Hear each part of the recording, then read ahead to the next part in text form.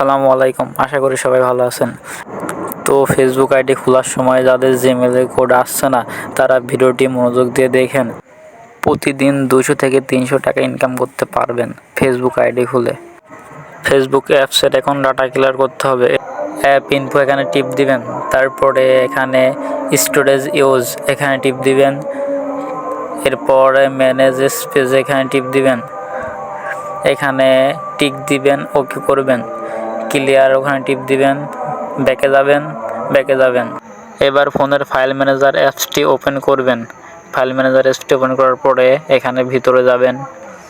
এই যে উপরে এখানে অ্যান্ড্রয়েড বলে একটা ফোল্ডার আছে, এটা টিপতে ধরবেন। এখানে নিচে এখানে ডিলিট আছে, এটা ডিলিট করে দিবেন।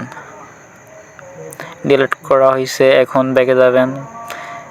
তারপরে আপনারা ফোনটি রিস্টার্ট করে নিন। এটা আমি আর দেখালাম না, আপনারা করে নিন।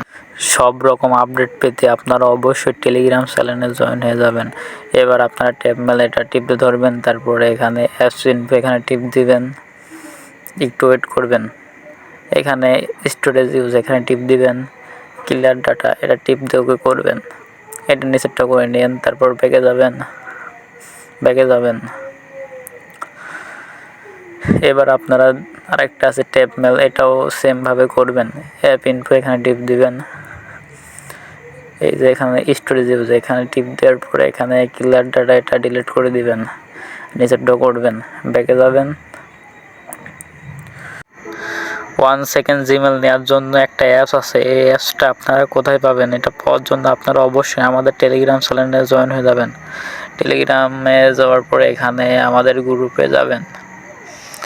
এই যে এখানে ফেসবুক মার্কেটিং বিডি উপরের দিকে যাবেন।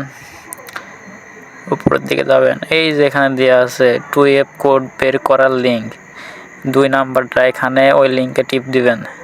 এই যে পিকে ফাইল একটা দিয়ে আছে, এটা সবাই ইনস্টল করে নেবেন, ডাউনলোড করে ইনস্টল করে নেবেন।